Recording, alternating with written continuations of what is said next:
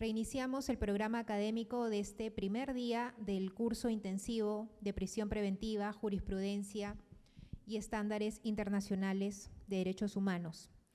Vamos a iniciar ya con el módulo 1 propiamente dicho, y para ello se encuentra con nosotros el doctor Pedro Grandes, quien tratará la prisión preventiva en el Sistema Interamericano de Protección de Derechos Humanos. El doctor Pedro Grandes es abogado por la Universidad Nacional Mayor de San Marcos, magíster en Derecho con mención en Política Jurisdiccional por la Pontificia Universidad Católica del Perú. Ha concluido estudios de doctorado en Interpretación de los Derechos Fundamentales en la Universidad de Castilla. Es profesor en la Facultad de Derecho y en la Escuela de Posgrado de la Universidad Nacional Mayor de San Marcos. Así también es profesor en las escuelas de posgrado de las universidades Pontificia Universidad Católica del Perú, Universidad San Martín de Porres, entre otros. Con ustedes, el doctor Pedro Grandes.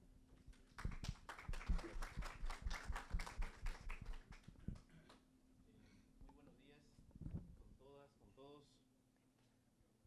Muchas gracias por esta invitación, por esta oportunidad de poder interactuar también con jueces de tanto prestigio y colegas con los que uno aprende cada vez que los escucha, ¿no? Yo también me he beneficiado mucho de la presentación que acaba de hacer el profesor César San Martín, y creo que es un buen preámbulo para empezar este diálogo sobre la prisión preventiva. A mí me han propuesto como tema algo muy ambicioso para hacerlo en 20-25 minutos, que es referirme a los estándares que ha desarrollado la Corte Interamericana de Derechos Humanos con relación a la prisión preventiva. La jurisprudencia es abundante y además aquí ya se han hecho una sumilla de buena parte de esa jurisprudencia en la presentación del profesor César San Martín. Circula mucha las referencias a la jurisprudencia, de manera que yo de todos modos me referiré al menos a dos de los estándares del sistema interamericano, pero quería yo proponerles reflexionar sobre por qué estamos donde estamos en relación a la prisión preventiva en nuestro contexto, ¿no? Y quería empezar con esta reflexión, que es una cita textual de uno de los textos con lo que yo diría se origina y da inicio el derecho procesal democrático moderno, ¿no? Que es una cita de César Beccaria, 1670 y algo, 72, 74, y fíjense en los orígenes del Estado democrático, del proceso penal democrático, esta reflexión sobre la prisión como una condena, ¿no? Pero además sometida a lo que hoy día diríamos una estricta legalidad, ¿no? Porque la desconfianza en esos años en los jueces así lo sugería, ¿no? Y entonces, cuando uno reflexiona, después de unos años, ¿no? 200, casi 300 años ya, ¿no? Nos damos cuenta que el juez ha avanzado enormemente en sus espacios, ya no es la ley el que define los límites con relación a la prisión, y hemos casi regresado a una suerte de estado ya no de leyes, sino de hombres, como dicen los críticos, ¿no? La presencia de un activismo judicial, de una legitimidad ganada a buena hora también por la magistratura, ha hecho que las libertades estén en manos de los jueces, de sus criterios, no siempre objetivos, no siempre racionales. Y en consecuencia habría que reflexionar, creo yo, si no estamos involucionando en la construcción de lo que fue siempre la promesa del Estado democrático como límite del poder para preservar mejor nuestras libertades, ¿no? Ese quería ser que sea el marco en el que yo quisiera hacer esta presentación. Yo hice una presentación hace un tiempo, un poco reflexionando desde la filosofía sobre la prisión, ¿no? Y hay en gestación incluso un volumen sobre esto, y por eso quería yo abrir esta presentación con esa cita de Beccaria. Y entonces, con ese marco, a mí me gustaría insistir en una primera parte sobre la relevancia del problema. ¿De qué estamos hablando cuando hablamos de la prisión preventiva? Me parece que no es solamente un ejercicio académico conceptual de en qué consiste, cuáles son sus elementos, sus presupuestos procesales o sustantivos, ¿no? Cómo debe hacerse el razonamiento. Pareciera en ratos que fuera un asunto de abogados nada más, ¿no? Y es un asunto del sistema democrático, ¿no? Es un asunto que tiene que ver con la convivencia, con las libertades, yo diría con la institucionalidad del Estado democrático, ¿no? Me gustaría también referirme luego a las peculiaridades del sistema interamericano, porque creo que estamos leyendo también desde nuestros prejuicios culturales la jurisprudencia de la Corte Interamericana.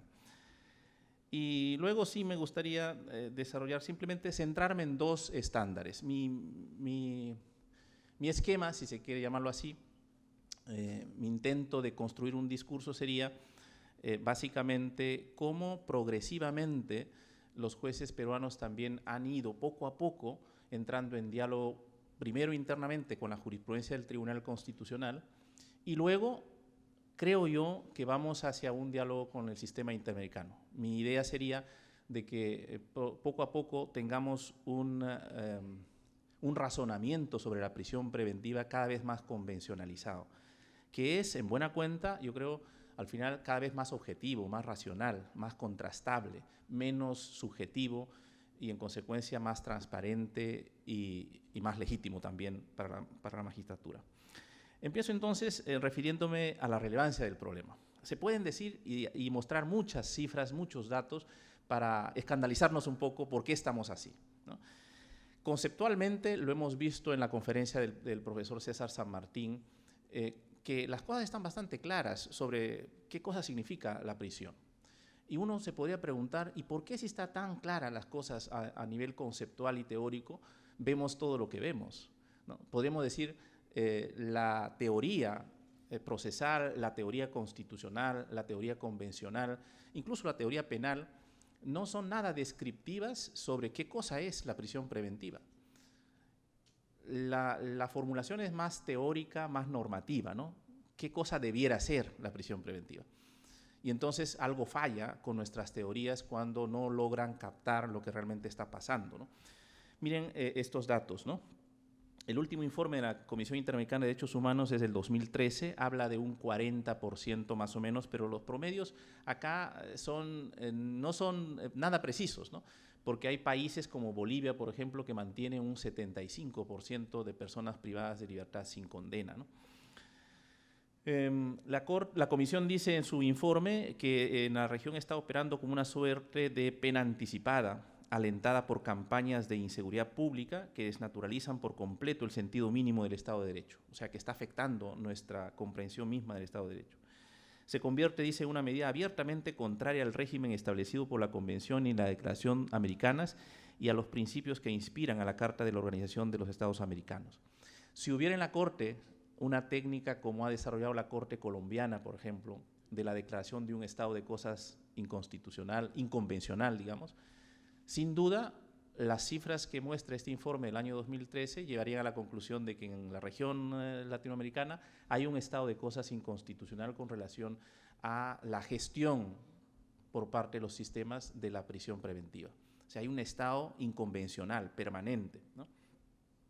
Su impacto, y esto es lo más lamentable, ¿no? Porque a veces los temas de la prisión preventiva también entre nosotros se focalizan cuando aparece algún caso de notoriedad pública, ¿no?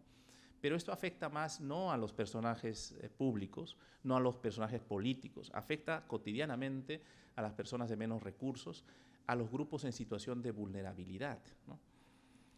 Incentiva sentencias condenatorias, dice, aún con un déficit de actividad probatoria. Esto, digamos, ningún juez, me imagino yo, que dicta una prisión, estará dispuesto tan fácilmente a decir que estuvo mal dictada la prisión como para absolver luego, ¿no? No sé cómo funciona esto, ¿no? en el razonamiento de los jueces. Deberíamos afrontar, sin embargo, con responsabilidad si es que se ha dado una prisión provisional, preventiva, sin los debidos elementos, estar en condiciones de absolver y absolver cuanto antes, ¿no? Cuando esto surja así. Deteriora fuertemente, dice la Comisión, la calidad del sistema de justicia y su legitimidad institucionalizada. No podemos, en consecuencia, mantener un sistema, este es un agregado mío, un sistema cuya legitimidad social se basa en las prisiones preventivas. Es decir, no podemos tener un sistema de justicia que busca los aplausos en la prisión. Tenemos que tener o construir una legitimidad, que es la legitimidad más difícil seguramente de construir, sobre la base de condenas racionales y bien justificadas, ¿no? Oportunas además con relación a los delitos que se cometen. Tal vez un elemento que es más o tiene más incidencia en la institucionalidad del sistema de justicia es cómo la prisión, la disfuncionalidad de la prisión preventiva ataca a la independencia y la imparcialidad del sistema de justicia. Digamos, el corazón de las garantías que sostienen a un sistema de justicia en cualquier país democrático, ¿no? Dice la Comisión también en este informe que el alto índice de las prisiones preventivas pone en evidencia la fragilidad institucional y la falta de independencia de los jueces a la hora de defender la excepcionalidad de la prisión. Esto que teóricamente todos lo conocemos, no lo encontramos en la realidad, ¿no? ¿Por qué ocurre eso? Miren, la Comisión saca a relucir esto, ¿no? Dice, las presiones, la desnaturalización de la independencia y la imparcialidad pueden provenir, según la Comisión, de altos funcionarios de otros poderes u órganos del Estado que ante reclamos sociales o por motivaciones de otra naturaleza mantienen un fuerte discurso punitivo, en ocasiones acompañado de medidas de presión concretas hacia los operadores de justicia. El otro elemento que viola o afecta la independencia de los jueces es las cúpulas de los poderes judiciales, que muchas veces hacen eco del mensaje que se transmite desde el poder político. A veces también son las prácticas burocráticas del sistema de justicia, ¿no? Que en cuanto se conoce de una liberación, lo primero que actúa es el órgano de control, por ejemplo. Se construyen etos corporativos que incentivan o propician más bien la práctica de la prisión antes que lo que dicen los estándares, ¿no? Que es la prisión como excepción. Y finalmente los medios de comunicación y la opinión pública, ¿no? Claro, tenemos una opinión pública sedienta de justicia que encuentra en la prisión preventiva una suerte de calmante, digamos así, ¿no? Es un calmante, claramente, a la sed de justicia, ¿no? En un sistema donde claramente hay brechas en este tema, ¿no?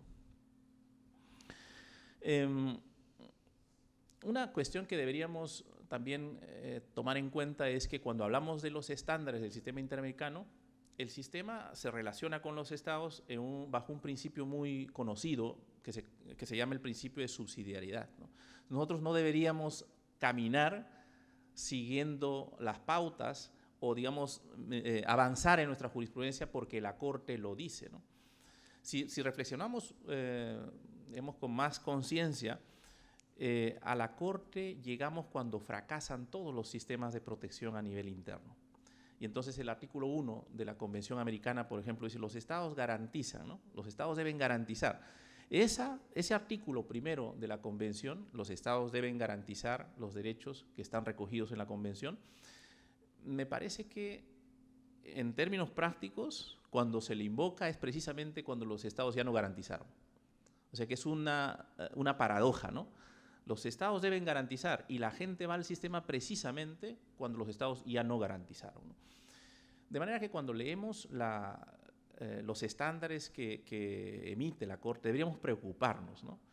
Deberíamos llegar a un momento en el que, digamos, no necesitemos de un sistema que a punto de fracasos en la protección interna nos empieza a dar guías que son guías claramente clamorosas, ¿no? Los casos que uno ve en el sistema son casos de prisiones arbitrarias totalmente, ¿no? Donde no han funcionado los sistemas.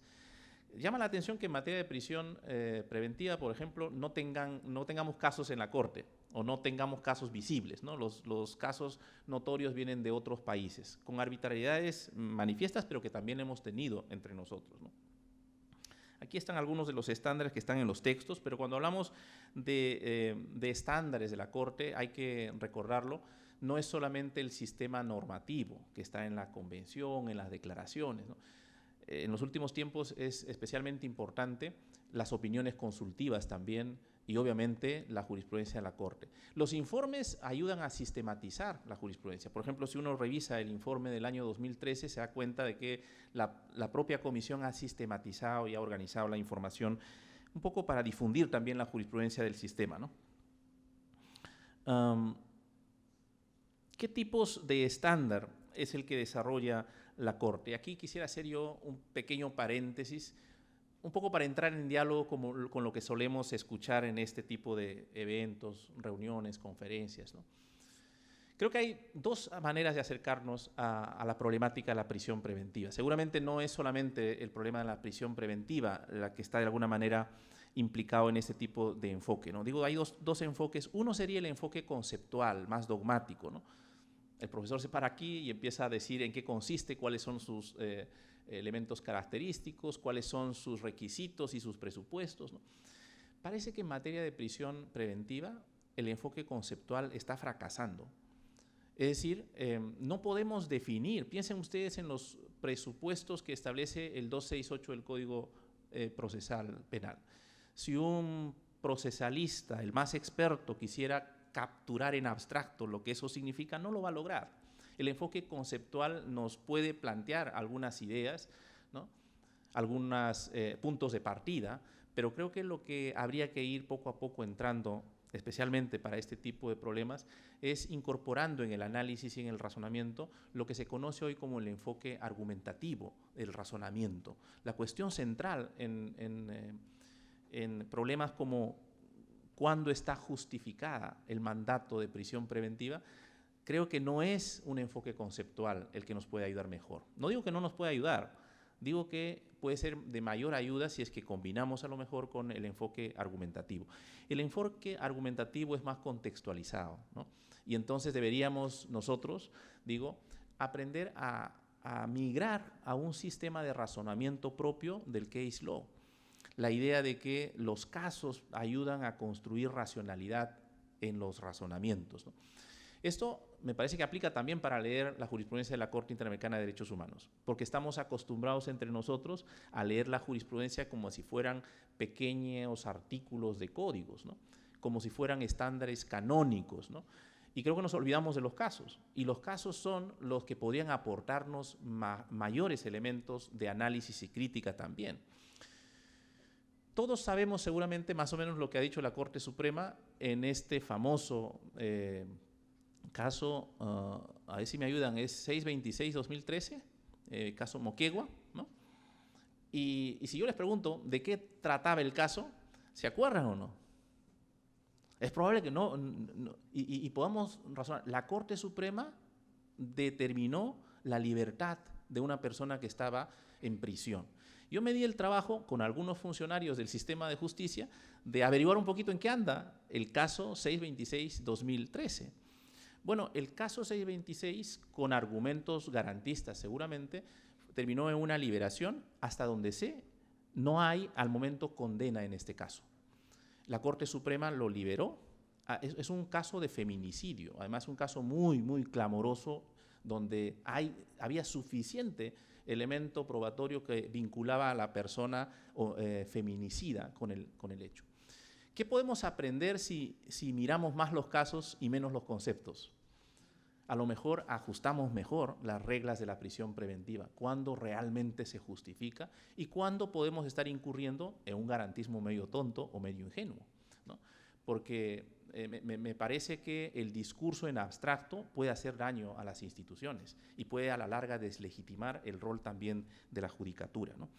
Entonces, esto pasa también, creo yo, cuando analizamos los estándares del sistema interamericano. Deberíamos entrar a trabajar más casos y menos cánones, ¿no?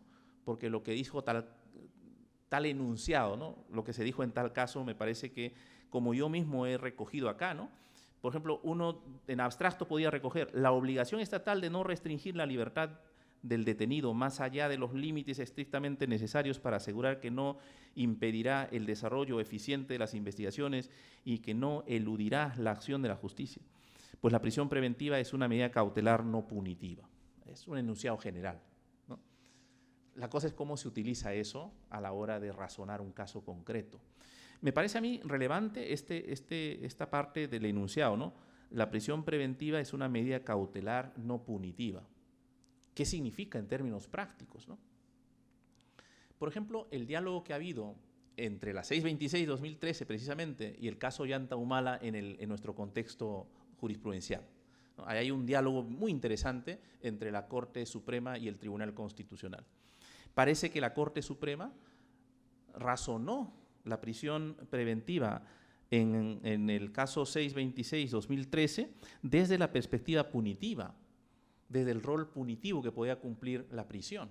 Y el tribunal lo enmienda y dice, no podemos pensar la gravedad del hecho como un elemento que genera convicción en el juez a la hora de dictar la medida, ¿no?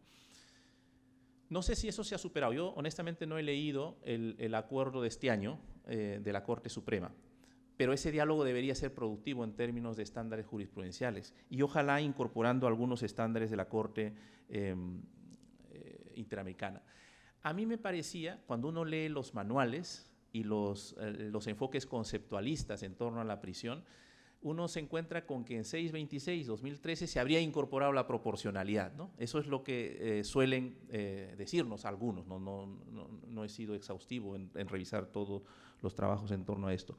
Pero tengo la impresión de que el principio más bien matriz o digamos el paraguas del razonamiento es desde la convención el de la proporcionalidad. Si convencionalizamos los requisitos de la prisión preventiva, tendríamos que aceptar de que la necesidad y la proporcionalidad son como el principio madre para justificar una prisión. Y en consecuencia, si vamos a ir hacia un razonamiento de convencionalización de esos requisitos del 268 del Código Procesal Penal, entonces me parece que varias fichas tendrían que moverse, ¿no? Yo he intentado ese ejercicio acá.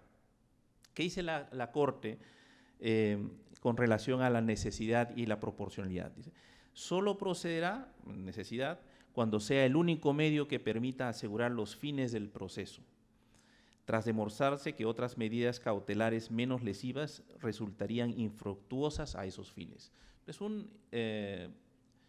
diría una apelación al juez para que piense en qué otras medidas podrían haber en el marco del sistema jurídico, obviamente, ¿no?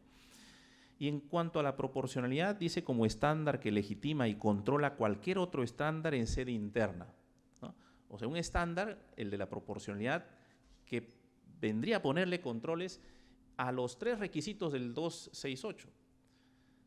El doctor San Martín se refería, por ejemplo, y con razón creo yo, a que debería elevarse el estándar de 4 a 8 años o a 10 años porque ha habido un populismo penal que, digamos, claramente los 4 años, no sé cuántos delitos habrá con esa pena, ¿no?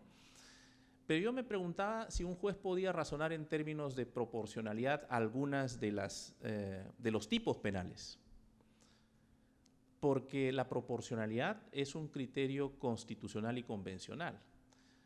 Y si razonamos la proporcionalidad sometida al principio de legalidad, entonces estamos invirtiendo el razonamiento. Si razonamos la proporcionalidad como un estándar constitucional o convencional en este caso, entonces podríamos someter a control también el exceso o la irrazonabilidad del quantum de la pena para algunos bienes jurídicos que se protegen. De hecho, la Corte en alguna de sus decisiones llega a afirmar esto, por ejemplo, que en línea de principio había que leer, ¿no? Dice, la privación de la libertad por faltas menores es incongruente con el principio de proporcionalidad. Ahí la interpretación seguramente estará en torno a qué son faltas menores, ¿no? De manera que si nosotros encontramos que faltas menores tienen… Yo recuerdo mucho, porque yo dirijo la clínica jurídica de la Universidad de San Marcos, en el año 2011, 2012, tuvimos un caso en donde había una persona de 19 años que había sustraído un sol, estoy usando lenguaje nada técnico, sustraído, pero con alguna violencia a otro chiquito en una de estas cabinas de internet. Era un ludópata, un chico que paraba mucho tiempo en las cabinas jugando, se quedó sin pasaje para regresar a su casa, le dio un puñete a un chiquito que estaba a su costado y su mamá estaba cerca. Llamó un patrullero que estaba cerca, lo cogieron al chico, no tenía quien lo defienda, era hijo de de una familia disfuncional, como se llama, y entonces terminó en la comisaría, lo maltrataron incluso, toda esa noche terminó ahí. 2 años terminó en Lurigancho este chico, por un sol. Me acuerdo cuando nosotros asumimos el caso y fuimos a la audiencia, ¿no?, para pedir su liberación, y cuando argumentábamos, por un sol está aquí este chico más de un año en el penal, nos decían, no es por un sol, es la violencia el que ha transformado el tipo penal y ha hecho que el Ministerio Público. A los 2 años, ¿saben cómo terminó? Cuando el Ministerio Público se desistió del caso y hubo un sobreseimiento. Entonces, estas son las cuestiones, la disfuncionalidad en la que puede llegar este tipo de medidas cuando no son razonadas adecuadamente, ¿no? De manera que el control de proporcionalidad nos podría ayudar también a encontrar cierta racionalidad a estos excesos del derecho penal contextual, ¿no? El Estado tiene, dice, la obligación de reformar sus estrategias de seguridad para lograr que los investigados concurran al proceso. ¿Esto qué significa en términos más coloquiales entre nosotros? Muchas veces no se piensa las medidas alternativas porque tenemos un sistema hasta de corrupción que permite que la gente se vaya y no lo encontremos más. Entonces tenemos un sistema de prisiones que encuentra fácil el mecanismo de la prisión preventiva porque las otras agencias del Estado no funcionan, como la policía, por ejemplo. Beccaria, en 1764, razonaba en términos de que él llamaba la condena de prisión, ¿no? Debería ser lo más corta posible, ¿no?, en un contexto y un Estado en el que no había toda la tecnología que hoy día hay para reemplazar a la condena, a la prisión de condena, como él lo llamaba, ¿no? Hoy día el Estado tiene herramientas. ¿Qué pasaría si los jueces empiezan a obligar a que el Estado reaccione de otra manera, dándole seguridad para que la persona no huya durante el proceso y se pueda garantizar su presencia de otra manera que no fuera la prisión, ¿no? Entonces, me parece a mí que someter al control de proporcionalidad los otros elementos, ¿no?, me parece que podría redefinir un poco la jurisprudencia que al día de hoy está, porque hoy día tenemos una suerte de lectura procesal de la Constitución, lectura procesal de la Convención y de la propia jurisprudencia de la Corte Interamericana de Derechos Humanos, ¿no?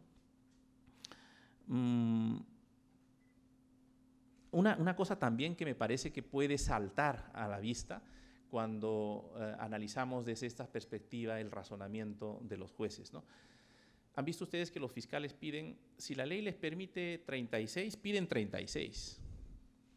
Y claro, un análisis de proporcionalidad, incluso que responda al concepto, ¿no?, al concepto sobre la naturaleza de la prisión preventiva. Entonces, si la naturaleza de la prisión preventiva es variable y si debe ser proporcional, ¿cómo puede ser proporcional el pedido que te pide el máximo que permite la ley? La variabilidad y la proporcionalidad en conjunto deberían dar, creo yo, como resultado no menos que el menos. O sea, digamos que los jueces deberían otorgar prisión preventiva conforme al mandato de la proporcionalidad solamente en el mínimo y luego evaluarlo, revisarlo, ¿no es cierto? Y si es que hay buenas razones a justificar, ¿cómo lo llaman?, el aplazamiento, ¿no? Debería ser una carga de los fiscales el justificar qué hicieron en los 18 primeros meses, en los 9 primeros meses.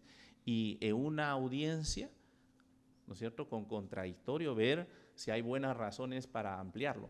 Pero aquí estamos yendo a un sistema en que no solamente se ha normalizado la prisión preventiva, sino que se ha normalizado en los términos en los que, más perjudiciales son para la libertad, ¿no? En consecuencia, desproporcionados desde el pedido, ¿no? O sea, los fiscales que están pidiendo el máximo están pidiéndolo violando en abstracto, yo diría, la proporcionalidad. Y los fiscales están vinculados también a los estándares de la jurisprudencia del tribunal y de la Corte, ¿no? Entonces, es su obligación también como funcionarios del Estado, ¿no? No va a haber tiempo para mucho, pero sí me gustaría centrarme en todo caso en el otro tema que también ha salido en la presentación del profesor César San Martín, con relación a la debida motivación, ¿no? Porque yo coincido con él y me parece que está bien centrarnos en que el razonamiento de la prisión parece que se centra en los peligros procesales, ¿no? Y entonces este es un asunto de argumentación, ¿no? ¿Cómo justificamos peligro de obstaculización, por ejemplo? Yo creo que en términos de motivación, los jueces han hecho ya a este momento un trabajo, a ver si encuentro mi otra diapositiva, un trabajo muy interesante, porque creo que la teoría de la argumentación jurídica puede aportar mucho en este intento por racionalizar el discurso de la prisión, ¿no? Justificar, ¿qué significa justificar? Yo tenía aquí, si me ayudan a ubicar una diapositiva que tenía donde… Ok.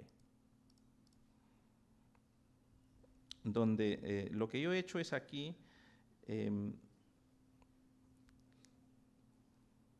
recoger el razonamiento de la sala. Me parece que el ponente en este caso era el juez Salwanay, ¿se llama? ¿No?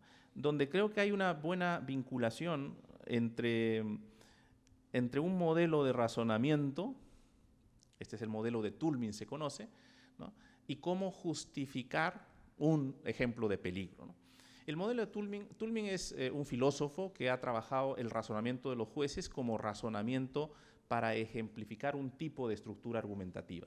¿Qué dice Toulmin? Que argumentar es, en buena cuenta, plantear una aseveración, una afirmación y fortalecerle con razones, garantía, garantía y respaldo, ¿no? Y entonces, una aseveración es una afirmación. Cuando los jueces dicen que aquí hay obstaculización o hay un riesgo de obstaculización o hay un peligro de fuga, están haciendo una afirmación. Si hacen una afirmación, entonces se obligan a dar cierta evidencia de que eso existe, ¿no? La aseveración dice que es exactamente lo que estamos discutiendo. Los jueces tendrían que entonces probar esas afirmaciones. Igual ocurre, me parece a mí, con quien dice que la medida es necesaria o la medida es proporcional o la medida es adecuada. Todas esas son afirmaciones y en consecuencia, desde la perspectiva del argumento, de la argumentación racional, los jueces lo que hacen es emisiones de proposiciones que tienen que estar respaldadas, ¿no? Entonces, una afirmación o una aseveración es la conclusión de un razonamiento, ¿no? ¿Qué es la evidencia o las bases, como lo llama Toulmin? Dice, dependiendo del tipo de pretensión en discusión, estos fundamentos pueden involucrar observaciones experimentales, cuestiones de conocimiento común, datos estadísticos, testimonios personales, pretensiones o afirmaciones previamente establecidas u otro tipo de datos, ¿no? O sea, las afirmaciones tienen que estar sustentadas en algún tipo de evidencia. En el caso del razonamiento de la prisión preventiva, sin duda, tienen que ver con hechos, ¿no? Con conductas, con comportamientos, ¿no? La garantía dice, los pasos desde las razones hacia las pretensiones estarán garantizadas de diversa manera en el derecho, en la ciencia, en la política, en cualquier otro entorno. La garantía es un enunciado general que vincula lo que yo estoy afirmando con la prueba que tengo, ¿no? Y finalmente, el respaldo, normalmente en nuestro sistema legal suele ser un dato de la jurisprudencia, puede ser una ley, ¿no? Aplicando este esquema, yo con esto voy cerrando. Miren en el caso Keiko, el juez Sawanayes, ¿no? Yo he logrado reconstruir un razonamiento, ¿no? ¿Cuál es la afirmación? ¿Cuál es la aseveración de la sala? Dice, existe grave riesgo de obstaculización. Esta es una afirmación, ¿no? Y esa afirmación, obviamente, hay que objetivizarla o hay que ponerlo sobre evidencia, ¿no? La base dice, él pone más que esto, ¿eh? Yo he hecho un resumen simplemente: ofrecimiento de dinero a testigos, amenaza a testigos, versión corroborada por testigo protegido acerca del conocimiento directo de la persona procesada, etc. El juez pone una cantidad importante de hechos que estarían, digamos, poniéndole evidencia o razones a su afirmación. La garantía, una máxima, dice la experiencia: todas estas acciones favorecen a la organización de la que la investigada es la líder. Una regla de experiencia. Esto no se hace por gusto, ¿no? Esto que al tribunal le sorprende, ¿no? No hay lonche gratis, esa es una regla de la experiencia. Es conocimiento común. Claro que suena coloquial, pero tiene que ver con razonamiento práctico. La gente entiende eso, ¿no? Y finalmente el respaldo, hay una cita de doctrina de Javier Llobet y se cita también el acuerdo plenario 03-2010, ¿no? La argumentación jurídica, el enfoque argumentativo, puede proporcionar herramientas a la hora de justificar o racionalizar ciertas afirmaciones. Lo que no debemos permitir, creo yo, en el razonamiento judicial es incurrir en tautologías, porque el razonamiento de la prisión preventiva abre un margen de discrecionalidad muy amplio, de subjetividades en el juez, ¿no? Y entonces, por ejemplo, yo, y ustedes también seguramente, han leído decisiones en donde se utiliza el razonamiento de la proporcionalidad y se dice, con relación a la medida es adecuada, y el juez mismo se responde, ¿no? La medida es adecuada. Con relación a la necesidad de la medida es necesaria, la medida es necesaria, ¿no? Eso no tiene sentido, es un razonamiento circular. En cambio, si pensamos en que la medida es necesaria y utilizamos este esquema haciendo un esfuerzo por es necesaria, y aquí están las razones, ¿no?, de por qué es necesaria, cuál es la garantía y cuál es el respaldo, tal vez podíamos avanzar, yo creo que estoy seguro que avanzaríamos hacia un razonamiento más objetivista y más racional. Muchas gracias, ahí lo dejo.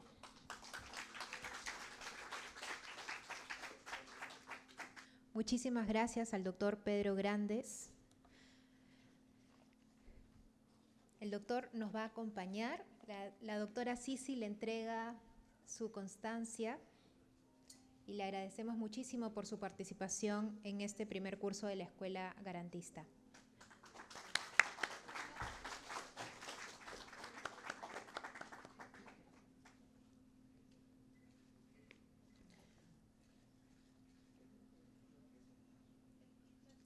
Muchas gracias. El doctor Pedro Grandes nos va a acompañar. Viene ahora la conferencia, la intervención del doctor Celis Mendoza para cerrar con el módulo 1 del curso. Y una vez que haya terminado la exposición del doctor Celis, daremos pase a las preguntas que hubiesen en sala para ambos expositores, por favor, para ir avanzando, ¿sí? Muchas gracias.